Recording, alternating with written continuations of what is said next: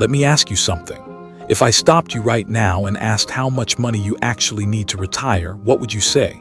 Most people have a number in their head. $1 million, 2 million, some round figure they heard somewhere. And here's the uncomfortable truth. For almost everyone, that number is wrong. Not a little wrong.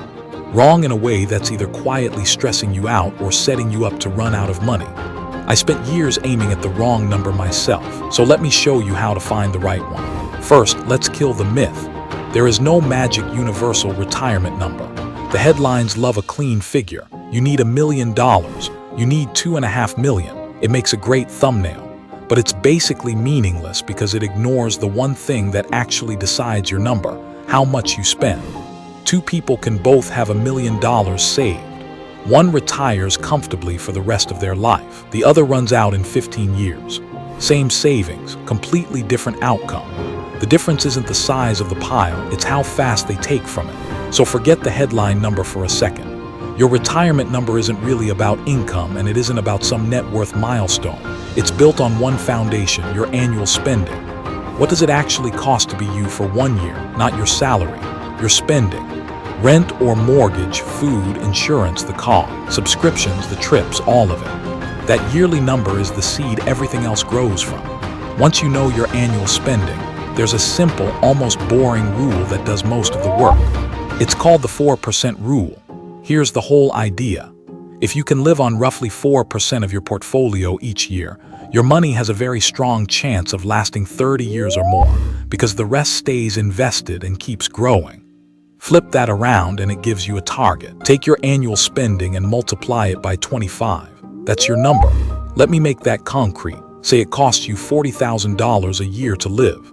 40,000 times 25 is $1 million.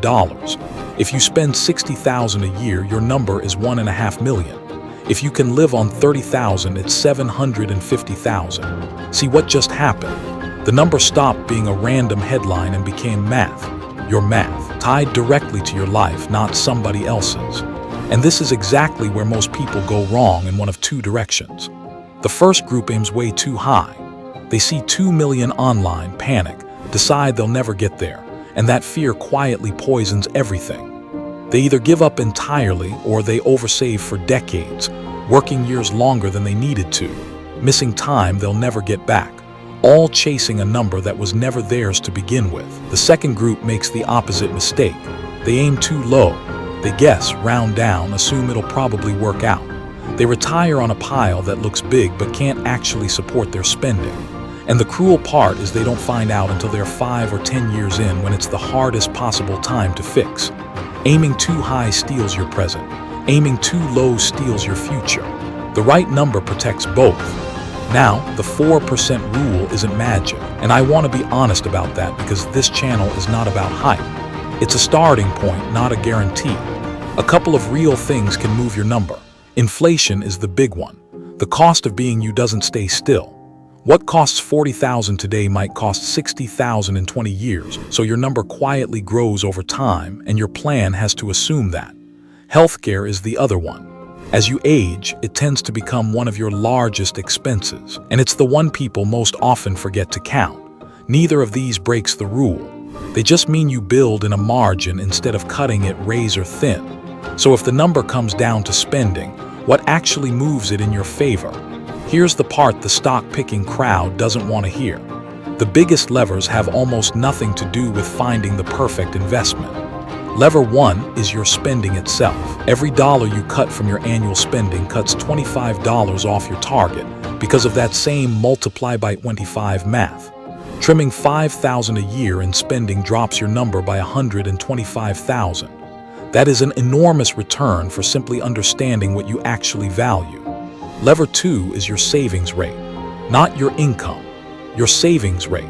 How much of what you earn you actually keep and invest. Someone saving 20% of a modest salary will often reach their number faster than someone saving 5% of a big one. Lever 3 is time, and this is the quiet superpower.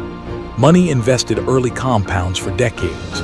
The person who starts at 25 with small amounts usually ends up ahead of the person who starts at 40 with much larger ones. Boring consistency beats dramatic timing almost every single time. Notice what's not on that list. Picking the hottest stock, timing the market, finding the secret fund nobody knows about. None of it. The levers that actually decide your retirement are how much you spend, how much you keep, and how long you let it grow. That's genuinely good news because every one of those is something you control. There's one more piece that makes the number smaller, and people forget it constantly. You probably won't be funding your entire retirement from your portfolio alone. Social Security, a pension, any other income all reduce the amount your investments have to carry. If your spending is $50,000 a year and you'll get $20,000 from Social Security, your portfolio only needs to produce $30,000. 30,000 times 25 is $750,000. Not $1.25 million. That's a massive difference, and it's the kind of thing that turns an impossible feeling goal into something that's actually within reach. So here's how the lazy investor actually handles all of this, because the goal is to make it simple enough that you'll really do it. Step 1, figure out your real annual spending. Look at last year, don't guess. Step 2, subtract any reliable income you'll have in retirement like Social Security.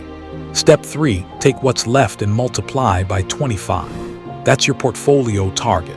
Step 4, buy broad index funds, automate your contributions, and leave them alone. And Step 5, once a year, just once, recalculate. Your spending changes, your life changes, so the number drifts a little. Checking it once a year keeps you honest without turning your life into a spreadsheet. That's the entire system. No day trading. No watching the market every morning.